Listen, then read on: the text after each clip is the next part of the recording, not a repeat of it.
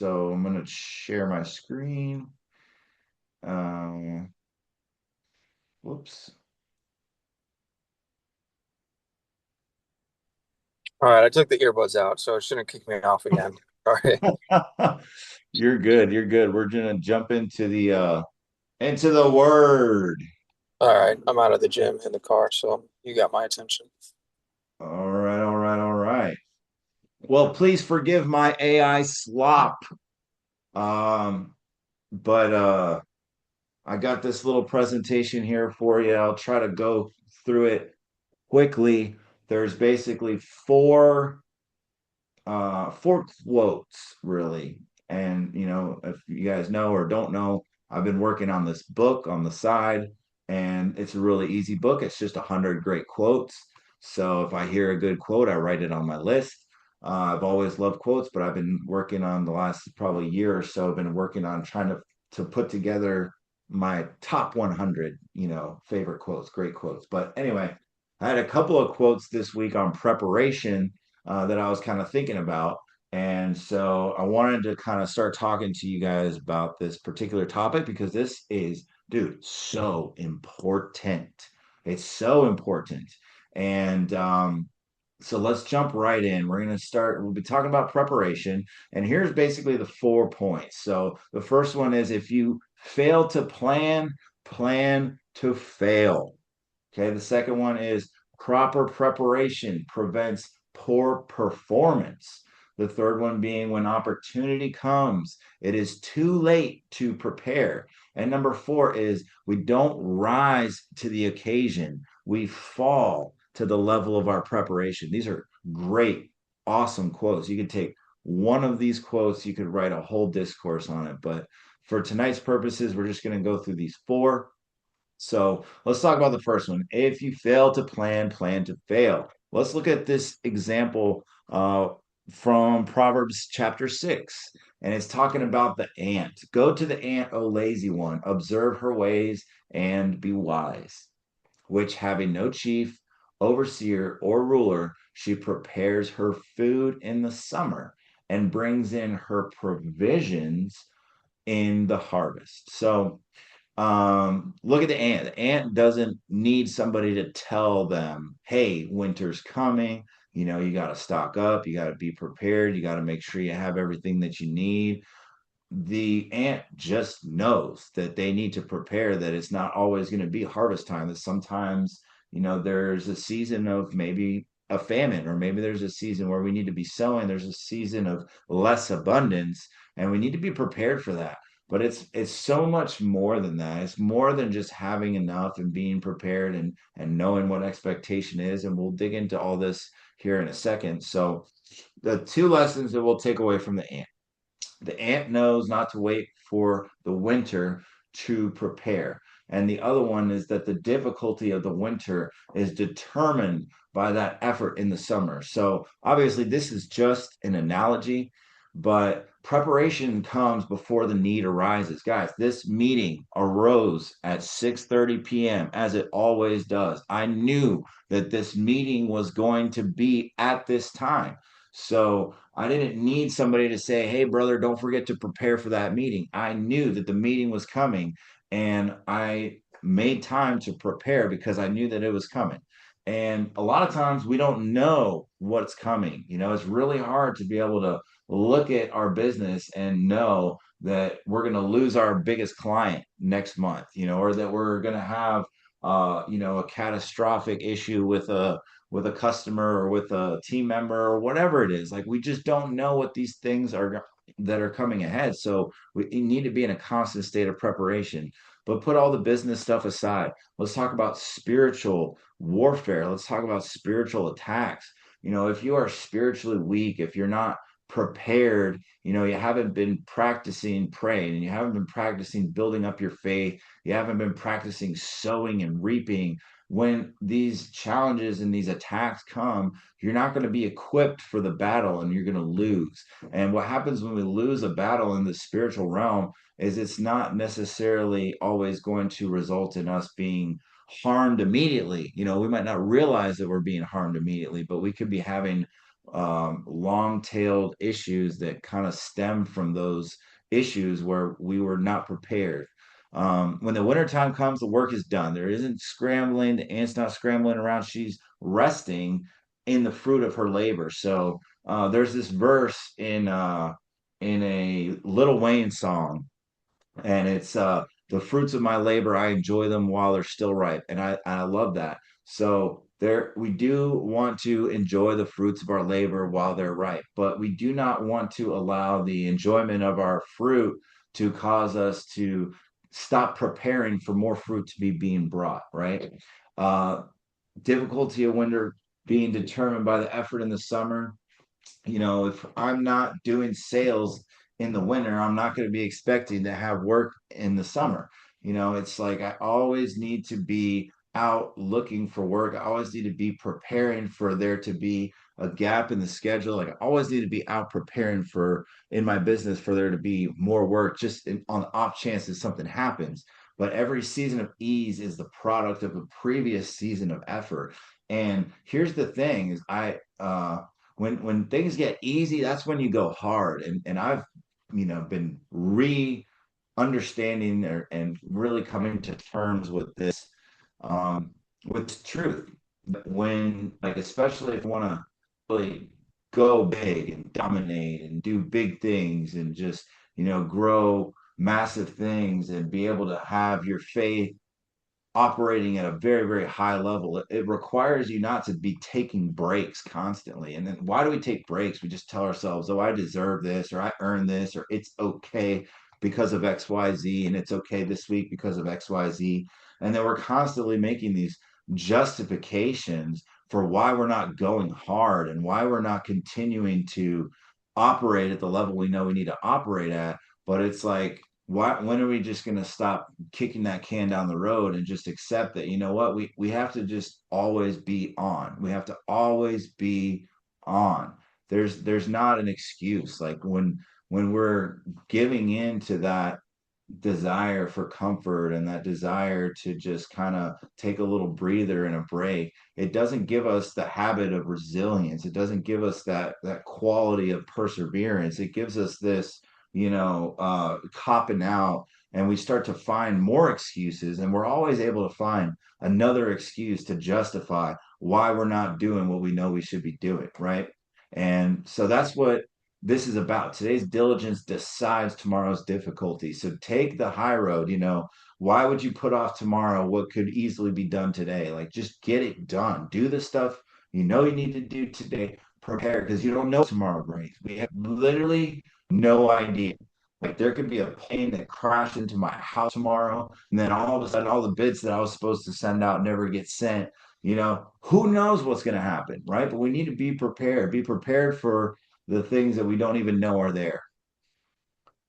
In Ephesians chapter 6, it's talking about the armor of God, and it says, having strapped on your feet the gospel of peace in preparation to face the enemy, firm footed, stability with the readiness produced by the good news. And I have never understood this verse. It never made sense to me. Shoe shod with the gospel of peace. Like, what does that even mean? And I think that, the way a lot of the Bible is, it can be very subjective. It might mean something to Sandy that it doesn't mean to Michael. It might mean something to Caleb that it doesn't mean to Sandy. So it's just is what is my understanding of this verse at this particular time. And brother Kenneth Copeland talks about this too. He's like, I might have read something 20 years ago and it had a certain meaning to me at that point, but now 20 years later I'm rereading these same verses and they have another meaning. And he talks about that in the context of going from glory to glory. It's like we're getting, it's a living word. So there's new revelations that comes from the word, and it's always going to have that effect. So I think that that's okay. But having strapped your feet with the gospel of peace and preparation, I the way that I am understanding this passage today, April, 15th, 16th of 2026, 16th, is that there is peace that comes from preparation. There's a peace of knowing the word of God and knowing that in every circumstance and situation that you have the tools, that you have the spiritual skills to be able to fight these battles which are in the spiritual realm. So having your feet shot, like you're strapped in, like if you don't have, like I don't know if you ever had like flip-flops on and you tried to run, like you're not going to really be able to run very well, very quickly, very stable when you have flip-flops on. But when you're like strapped in, like if you saw the shoes that like they call them like the Jerusalem cruisers, and like you see those like the Romans would wear them, like they were strapped up their calf, like darn near up to their knee. Like those guys, they were in those shoes, like they were strapped in. So strap in to preparation, but strap into the peace that comes with preparation, knowing the word, knowing the promises, knowing the fruit of the spirit, knowing the armor of God, knowing what are these promises that are contained in the word, how to access them, and that they are being used by us, for us. Um, Proper preparation prevents poor performance. This is such an awesome quote because I was jamming with my family this last week, as you guys know, and I spent some time preparing. I could have spent more time preparing, but I didn't. And, my wife, God love her, she could have spent more time preparing, but she didn't. And my father-in-law, he could have spent more time preparing, but he didn't. Now, we did spend probably about 2 hours rehearsing the day of our gig, if you want to call it that. We had a little barbecue at the house and like we played a couple songs for the rest of the family. So we had a couple hours to prepare that day. And because we had that preparation, we were able to have an okay performance. It wasn't a poor performance. We had some okay preparation, so we had an okay performance. But guys, you can take this into every area of your life. If I don't properly prepare for a workout at the gym, especially I'm in my 30s now, I have to do like 20 minutes of stretching and stuff just before I start working out because it's like, dude, I'm getting older, like, and that's not a self-deprecating thought. It's just the truth. Like, and so I need to actually spend more time in preparation to be able to have great performance in the gym. With work, like if I have a meeting with somebody and I just roll right from one meeting into that next meeting and I don't have a couple minutes just to like, off ramp from the one meeting and on board or, on ramp into the next meeting and like actually consolidate my thoughts. If I didn't take time before I was meeting with like if I'm going to go bid on something, I'm looking at all the property records ahead of time. I'm trying to get as much information about this project before I even set foot on there. I want to be fully prepared for this project to quote this proposal or do whatever it is before I even get there. So we always want to have preparation in advance of our performance. And I mean, we could be talking about, you know, it's a performance for me to walk in the door after getting my butt kicked at work and be able to put on my game face to be able to give my wife all the love and joy that she needs after a full day of getting her butt kicked at work. And if we're both coming in there just, giving each other the scraps, it's not going to be a good thing. So I need to be able to leave all that stuff on the field. I need to be able to really, do well, at work, do the best that I can. And when things don't go my way, or even if they do, I still need to be able to be prepared when I walk in the door. And I'm starting to find little ways that I can do this because it's a performance. I need to actually be able to let all that stuff go, not think about it, and just be focused on, how can I make this woman feel special? How can I make her feel seen? How can I make her feel heard? How can I put a smile on her face? How can I bring her joy? How can I make her life easier? Because what we fail to think about a lot of the time is that these are other people that have other problems and they have other issues that they're dealing with that we don't know about. Like they have other stuff going on, and it's like we come in and like we think, oh man, like, it's all about me and my problems and what I got going on and whatever I feel like doing. And a lot of times we just don't submit to them or we don't even offer that opportunity. And yes, we're the men, we're the leaders of the household, but man, the best leader is a good follower. And sometimes it's good to just give deference to them and allow them that opportunity to be able to be seen and to be heard and to be felt.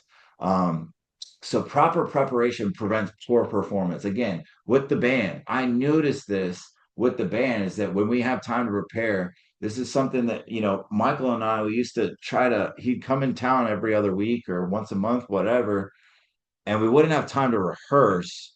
We wouldn't make time to rehearse. We had plenty of time to rehearse, but we wouldn't make the time to rehearse because it was a challenge. It was a little bit of a burden. You had to do all this different stuff. And what I found was we would get up there on Sunday, and even if we got there an hour early and we tried to run through a couple of things, we still wouldn't be on the same page, and it would lead to poor performance. And so, what I started doing is when he comes to town the day before we play, we'll get together and we'll rehearse, and then we'll have a little bit of a rehearsal before we play. But, dude, having that extra rehearsal the day before me and Michael would play, it all of a sudden just started allowing us to have so much smoother performance when we're playing in the church. And like, we don't want to be up there leading worship and just butchering it. Like, no, we need to be at least sounding smooth enough that people are not thinking about us, that they're just thinking about the worship. And so this is something that really brought my awareness to this crucial fact. So let's look at Ecclesiastes 11:4. You guys know this one. We love this verse. He who watches the wind, waiting for all conditions to be perfect, will not sow seed. And he who looks at the clouds will not reap a harvest. Overthinking kills performance. Preparation that never acts becomes paralysis. Well, how many times have we seen this in our lives where we are sitting around and we're kind of waiting for conditions to be right? And I'll tell you what, like for me, like it's, with sales like that, I procrastinate the sales stuff as much as humanly possible. And it's like for no reason, and I'm constantly telling myself whatever I have to tell myself just to justify avoiding doing the one thing that I should be doing, right? And there's this quote that I love that's not in our list today, but it is the magic that you are looking for is in the work that you are avoiding. And it is so true. I mean, like going in and logging my job costing and doing my back end accounting and stuff. Like when I start doing that, all of a sudden I'll start to see all the things that are, going on in the business that maybe I wasn't seeing because I wasn't looking at them. And it's like I'll come up with anything I need to avoid doing those simple things. But that's just what happens is we think our way out of doing the things that we know that we should be doing. And that's what preparation is. We tell ourselves we don't need to prepare for things, but the truth is that the more time we spend in preparation, the better the performance is going to be. So study to show yourself approved. We were talking about this the other day as well. Second Timothy chapter 2, verse 15. Study and do your best to present yourself to God approved, a workman tested by trial who has no reason to be ashamed, accurately handling and skillfully teaching the word of truth.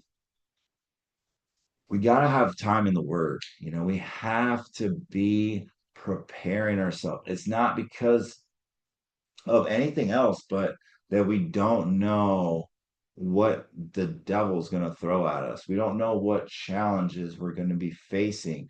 And just reading the word and being prepared in season and out of season is so critical because, again, we just don't know what is in store. Preparation is the evidence of approval. The more that we prepared, the more pleasing it is to the Lord, and the more challenges and the more situations we can handle. I mean, there's stuff that I couldn't handle spiritually speaking, a couple of years ago. There's stuff that I couldn't spiritually handle, a couple of months ago. But now, the more I spend time in the Word of God, the more I spend time just trying to pursue righteousness, then the easier it is for me to not feel temptation in certain areas. And that's really what it comes down to is the more that Christ becomes formed in us, then the less the world really attracts us. So study your word, study your actions, study your behavior, study the things you should be doing, and turn off the things that you shouldn't be doing. Study and do your best to present yourself to God approved, a workman tested by trial, who has no reason to be ashamed, accurately handling and skillfully teaching the word of truth. Um, let's look at the 10 virgins. This is in Matthew chapter 25, and I'll just read through it for you. Jesus told 10 virgins who took their lamps to meet the bridegroom. Five were wise and brought extra oil. Five were foolish and took their lamps without any reserve. When the bridegroom was delayed, all 10 fell asleep. At midnight, the cry rang out, "He is here." The foolish begged the wise for oil, but there wasn't enough to share. When they went to buy more, the door was shut. When the moment came, only the prepared were ready. No urgency in the midnight hour could replace the oil they should have gathered in daylight. So, what was the moral of this story? Well, five of these ladies, they were not prepared. And when the time came, they they fell flat. They were not able to get in because they were not prepared. So let's look at the next point here. When the opportunity comes, it is too late to prepare. Just like those 10 versions, guys. When opportunity comes, it is too late to prepare. So make the most of your time. Therefore, see that you walk carefully. This is Ephesians 5:15 and 16. See that you walk carefully, living life with honor, purpose, and courage, shunning those who tolerate and enable evil, not as the unwise, but as wise, sensible, intelligent, discerning people, making the very most of your time on earth, recognizing and taking advantage of each opportunity and using it with wisdom and diligence because the days are filled with evil. We got to be constantly looking for opportunities and not looking in the natural, but looking through the spiritual. That's why we're always talking about keeping the goals in front of us, keeping the visions and the things that we're working towards in front of us. Because if we are looking at the things that we're believing for every single day, then all of a sudden we're going to be finding things. I think it's called the law of attraction.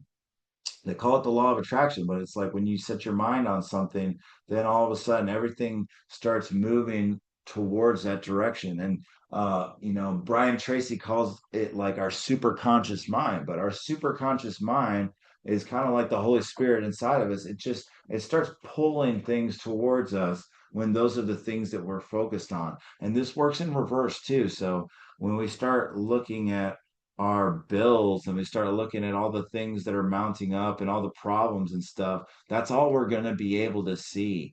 Now, I'm not telling you that I don't look at the problems, but I don't spend my time worrying about them. I don't spend my time afraid of the potential outcomes of my problems. No, I start working on solutions. I say, okay, well, if this is what the result that I don't want looks like, then what would be the result that I do want? And what would that look like?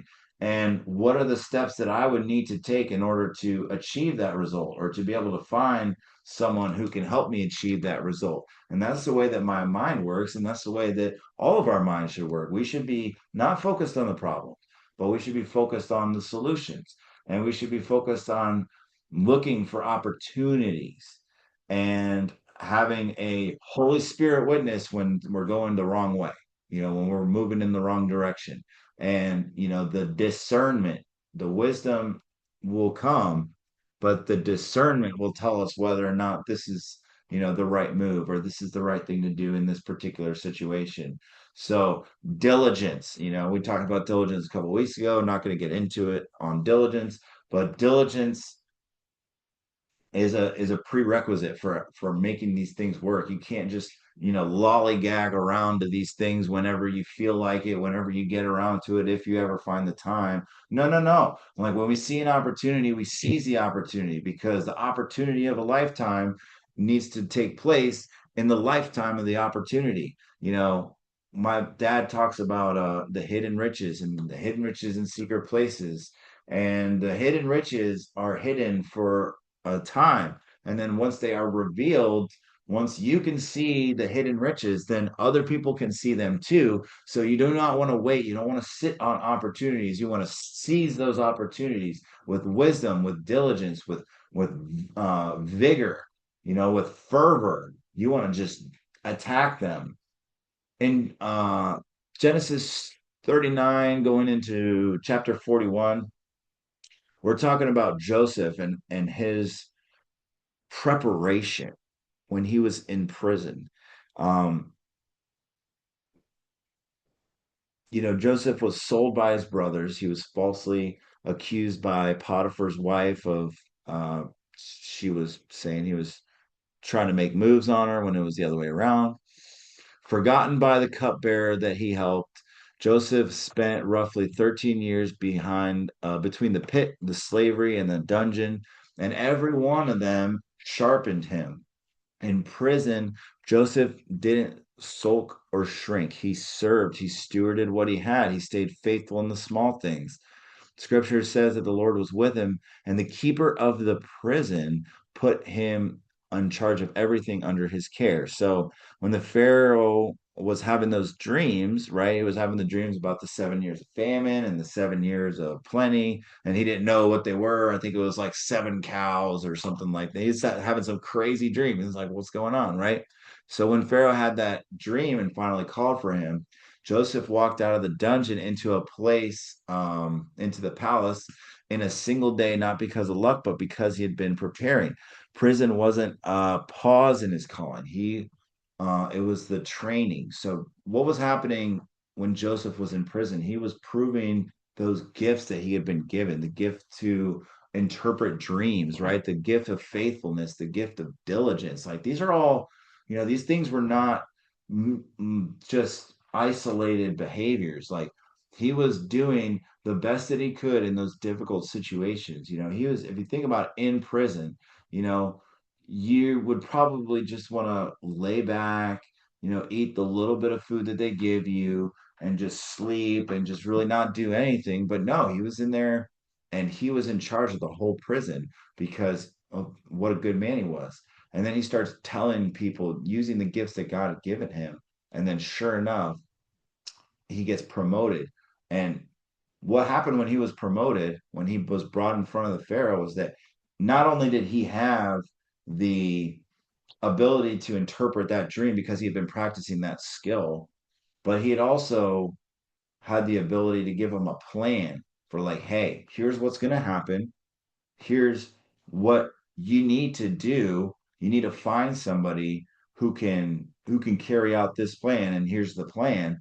And the Pharaoh was just like, dude, you seem to really know what's going on. You seem to have it all together. So why don't you just be that guy? So he was ready when that opportunity arose. Noah building the ark, right? I don't even think that there had ever been rain before. Like they'd never even seen rain, right? So God warned Noah of a flood that never happened in a world that had never seen rain. The instructions were specific. Build an ark this long, this wide, this tall, out of gopher wood, gather the animals, fill the storehouses. So Noah built it for decades on dry ground. I mean, decades, guys. Come on, tens of years, just building this boat when there's never been rain on dry ground in front of all the people watching that surely thought that he was foolish. There was no cloud in the sky to validate his obedience, only the word that he had received. If Noah had waited for the rain to start, it would have been too late. The flood did not arrive with notice. It arrived and the door was shut.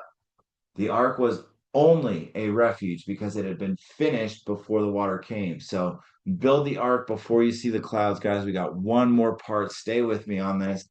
We don't rise to the occasion, we fall to the level of our preparation, right? This is our last point. I got three more slides. A plan that sustained a region. So going back to Joseph, right? Joseph had this plan that he gave the Pharaoh for the 7 years of provision when they had the 7 years of plenty. When Pharaoh dreamed of seven fat cows devoured by seven lean ones, and 7 good years of grain consumed by 7 withered ones. No one in Egypt could interpret it. Joseph was brought up from the dungeon. He didn't just explain the dream, he delivered a plan. 7 years of abundance were coming, followed by 7 years of famine. The answer: store a fifth of the harvest during the good years under a wise overseer. Egypt became the storehouse of the known world. Nations came to buy grain. Joseph's own family was saved. The occasion was enormous, but Joseph didn't rise to it. He had been preparing for it. Guys, I don't think I could say anything more to really illustrate this point. We covered it a moment ago, but the preparation sustained the moment. When he was ready for that moment, it was ready for him. So as soon as he got called up, he was able to go basically from being in prison, and he might have been like the prison manager, but he was still an inmate. And he overnight goes and he's the second in command over all of Egypt, which is the most prosperous, kingdom in the land at that point. Looking at the story of David, we see the same thing. Before the giant, there was the lion, there was the bear. When David stepped into the valley to face Goliath, Saul tried to dress him in his armor. David refused it. Guys, this is crucial. He chose what he was already familiar with: a shepherd's staff, 5 smooth stones, a sling, and the name of the Lord. He told Saul his testimony. When a lion came to steal a lamb, he struck it down. When a bear rose up, he killed it too. Goliath, he said, would be like one of them, because God, who rescued him before, would rescue him again. That giant fell to a single stone. But the victory wasn't decided in the valley, it was decided in the fields, in the private battles no crowd ever saw. David smote Goliath, but not before the lion and the bear. Small, faithful battles train hands for public victories. Guys, I know that right now you guys are fighting small, faithful battles. I am fighting small, faithful battles. And you know what? I will bet that the quote, small, faithful battles that we're facing today would seem like large victories compared to where we were 5 years ago.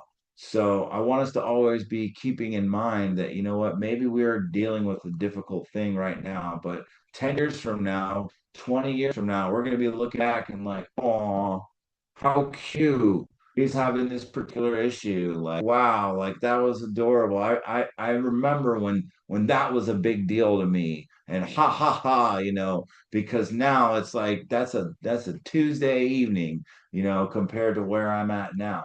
So I expect that that's exactly the way it's going to be because that's the way it's been.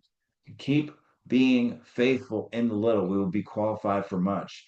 Um, let's close it up here. So prepare in private, perform in public. The ant prepares in the summer. Joseph prepares in prison. Noah prepares before the rain. David prepares with the lions and bears. The faithful prepare before the moment comes. And guys, just in closing here, I mean, Sandy's talking about hunkering down for 15 minutes in the Word, and guys, that's literally all it takes, man. It's just having a decision that you know what, this is important, and this is where I'm going to spend my time. And it's you don't need a reason. You don't have to have a certain specific thing that you're trying to accomplish. It's like the destination is the journey. When we're pursuing the things of God, it's a journey and there's no end point. There's just these mile markers and stages, and those mile markers are the things that we believe for and the things that we work towards along the way. So thank you for letting me share this with you guys. I hope it wasn't too long-winded, but yeah, so preparation, man, is key. It's so crucial, man. The more that you can prepare, the more of a badass you can really be. And you can copy and paste that over everything in your life. But yeah, I want to hear from you guys. So just go ahead and unmute and yeah, do your thing. Something I've been working on a while. I guess I'm Caleb Howell still. I don't know how. How can I change that? Uh, You might need to log back into your Zoom account. yeah, I'm not even logged into any of them right now, but all right, I'll try that next time. Dude, the one thing that I've been doing, unrelated to business or anything like that, but when I'm going into church, to do worship, I prepare for it. And you talked about that on Sunday, how we have that day of preparation. But even the hours leading up to, the service that I go to, really the whole day, I'll prepare just playing worship music. I don't try to plan it, but well, sometimes I plan it, but I won't even really listen to secular music. But on the day leading up to playing in church, I'm just really listening to worship music all that day. On the car ride over there, I'm listening to worship music, and it's been paying off because the worship, is really special. I feel like in that we've been doing over there. And if I feel like if I wasn't prepared, I wouldn't go in with a prepared spirit, I wouldn't go in with uh, yeah, there's a little bit of preparation of the skills, but you know, more than anything, especially in worship, it's a preparation of your spirit. And I feel like it's the same in a lot of business. There's a little bit of the preparation of the skills, but a lot of it's the preparation of that mindset, where you go in and I'm going to conquer this, I'm going to crush this thing. And I noticed it today, how much mindset can play a key when, I got that news probably about 1 o'clock or 2 o'clock this afternoon. Um, and it just messed with my mindset the whole rest of the day where I couldn't even get I didn't want to think about working. How am I gonna think about working for a couple $1,000? Now I got this X amount of dollar, giant bill looming over my head. But the first thing that I did is I just said, you know what? Like as soon as I got it, I called my guy back to like get the facts about it, because I didn't want to ignore the situation. I got the facts that the people gave me, and then I just started to listen to worship music. I was kind of stressed out, so I was like, you know what? I'm going to take a shower. I'm going to listen to worship music in the shower. I'm going to encourage myself in the Lord. I went to the gym, played more worship music, encouraged myself in the Lord in that. But really, I said it offhandedly earlier, but the past 2 days I've been in the prayer with Caleb, uh, and I feel like the Holy Spirit will sometimes prepare us, and we don't know why. We don't see the events that are coming up, but we need to be in prayer for some reason, some particular reason that we don't know. And I feel like the last 2 days, I didn't know why, but I just felt like it's an urge.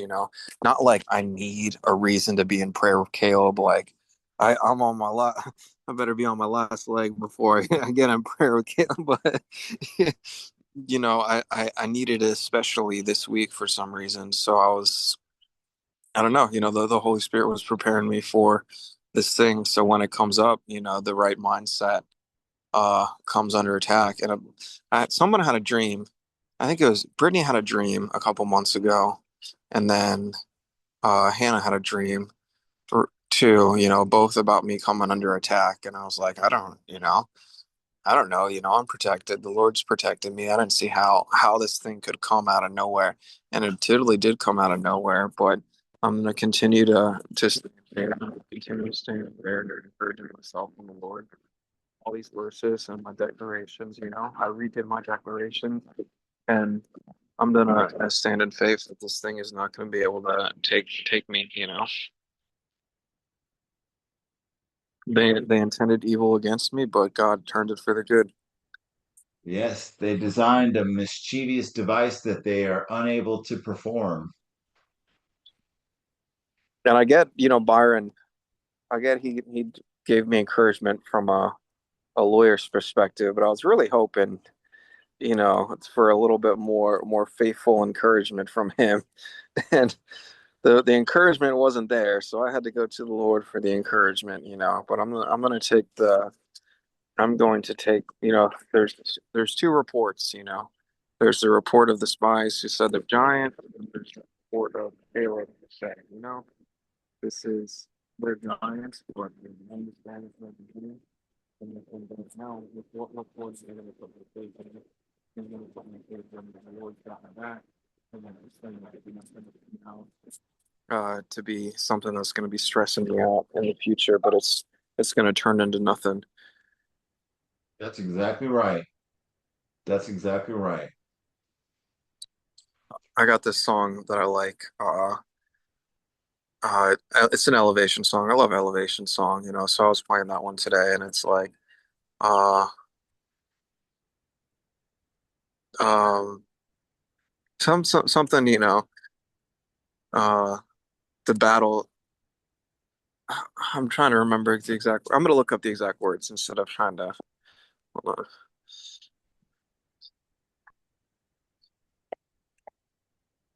Hold on. Almost there. Mm, it's you see the battle I'm facing, and you're stepping in, and I feel like God knows about the battle, and I can't handle it. All facts, of this case. And it's not like, I gave you guys the facts. It's not like anything overwhelmingly criminal, but from a rational perspective, I'm guilty. There's not much I can do about it. But if God's on my side, God's handling it. I don't need to worry about anything.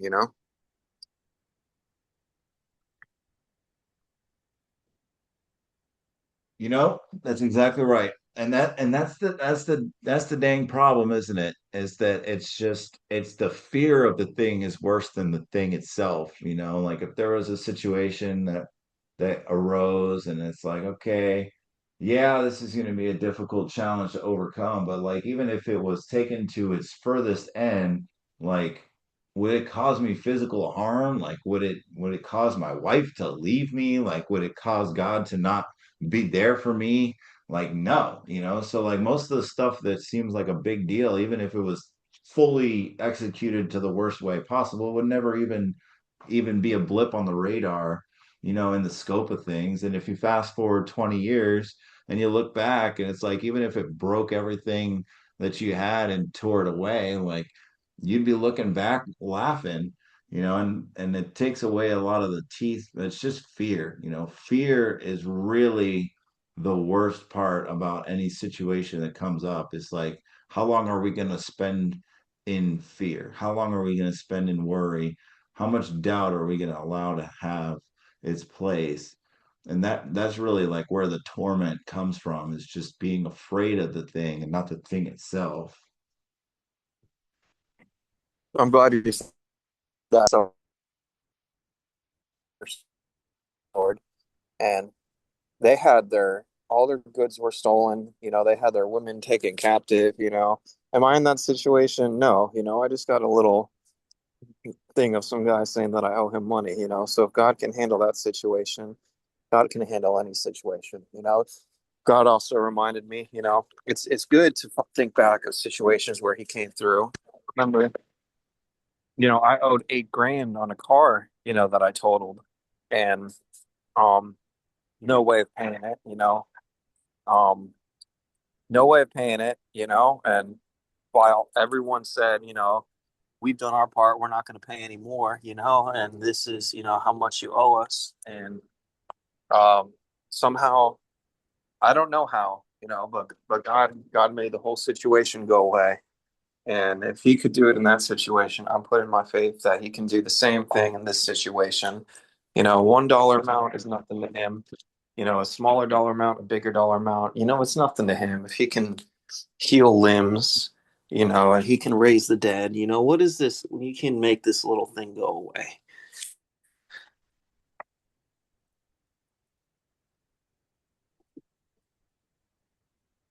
Amen.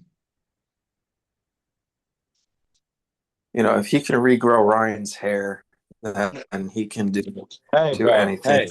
Hey now. No, Hey. I'm sorry.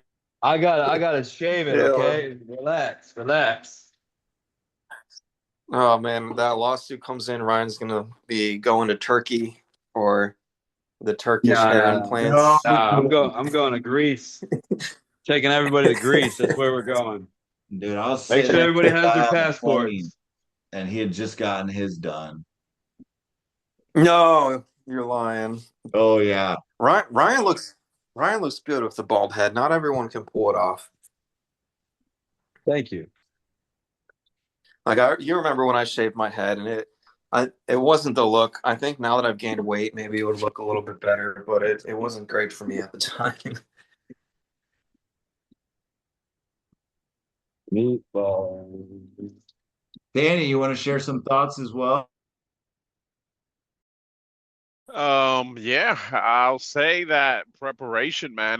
Preparation, real good topic, and it's he calls us to be prepared. Like the Bible is the manual. It's our guide. It's our preparation tool to take on the world. To take on all these issues, or to take on everything. It's our preparation guide. That's why we gotta make sure we stick to the word day and night. When we're not in the word, we spending time in the world. So we just gotta guard it with our hearts and make sure we apply it because it's in the manual. It's there to it was written to prepare us for what's of everything that goes on. So key man, definitely agree with you. Preparation makes things so much better. And it's Yeah. like even with the thing, same thing with the schedule. That's part of me prepping the day. Yeah, so you could tie it down to 1,000 things, preparation, but preparation is key. Well, I really like that you brought that up because that is exactly right. I mean, we'll go back to the original quote. If you fail to plan, plan to fail. And I've seen this especially true in my calendar. If I don't put something into my calendar, like let's say that I have a bunch of meetings in the afternoon, but I don't really have anything on my calendar in the morning time, there is a very strong possibility, very strong chance that I am not going to get anything done at all in that morning or anything measurable. I'll be bouncing from one call to the next because I didn't have a plan for what I was going to be doing with that amount of time. And I just fill that time with really whatever. And then I'm like, I get to the afternoon part where I have meetings and I'm just like, what have I been doing all day? Like, I didn't do anything at all. So, it's really important to, especially as business owners, we absolutely have to be on all the time, on the ball.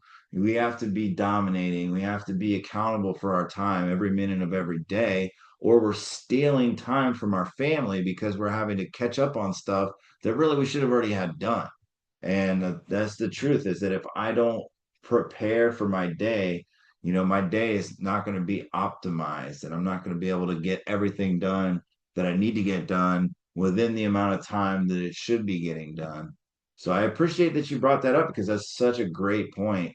But I mean, it's everything, dude. I mean, so this kid's coming in September, and dude, I bought like a dozen books. I'm reading everything I possibly can, trying to prepare for this kid. And people always say like, "Oh, you're never really prepared." And I'm like, dude, that's nonsense, bro. Like that is nonsense because I'm prepared. Like if the baby came tomorrow, I would be ready. Like, do I have all the answers? No.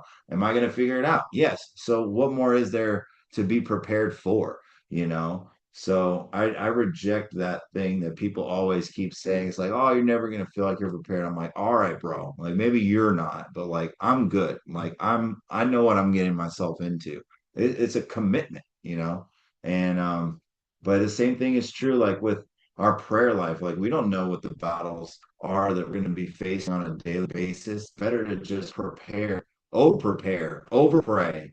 Have you ever heard somebody, oh my God, I prayed too much? Like, no. So I would just, I'm gonna start trying to pray more, like trying to over pray, like and find out if that limit even exists.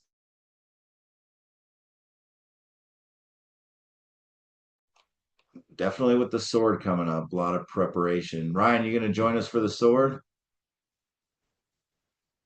I'll probably do this Saturday. I have to. I mean, that's the week of Yosa's birthday.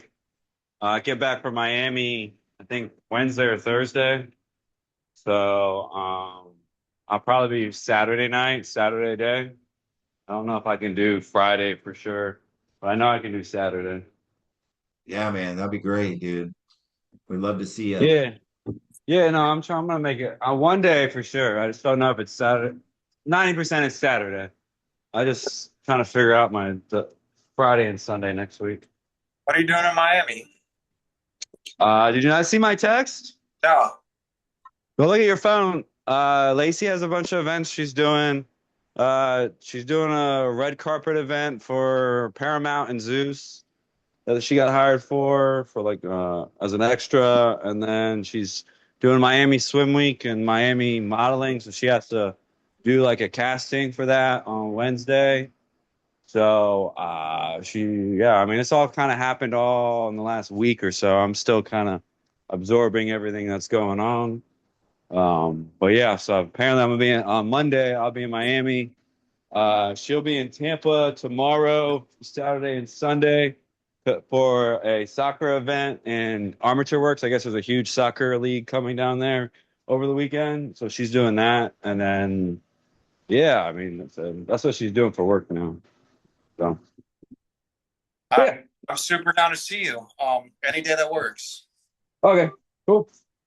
I'm gonna plan it out, and then with Lacey, and then I'll text you. I'll keep you in the loop because she's two of her modeling friends are coming down with us to do the events too. So I mean, I'm still gathering everything. It's kind of catching me by surprise, but I'm trying to go through everything.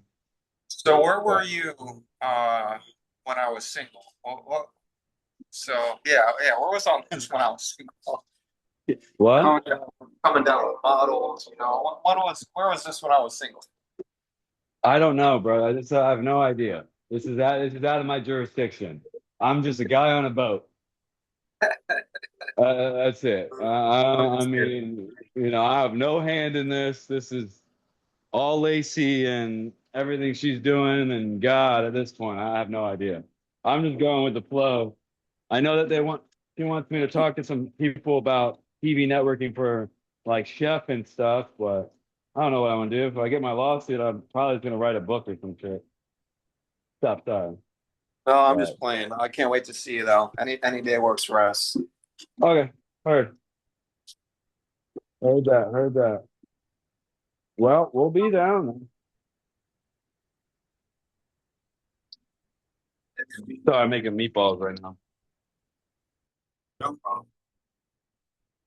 Yeah, basically every evening we're free. I'm here Tuesday, on the meetings Tuesday and Thursdays, but other than that, we're free. Heard that.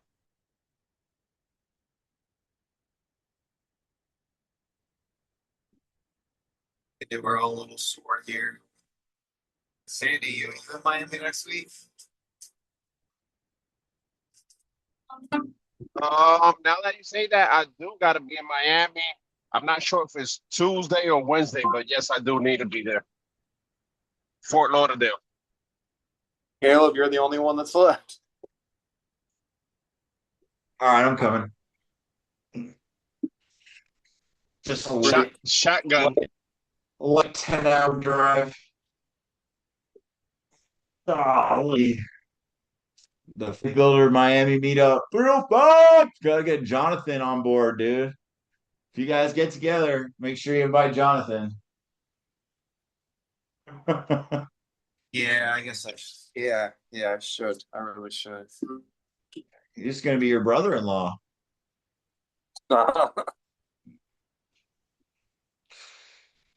Well, gentlemen, it's been a great night. I'm gonna go get some food in me. You guys are welcome to continue to chill if you should like. No, I gotta. Like I said, we're going to bed earlier, so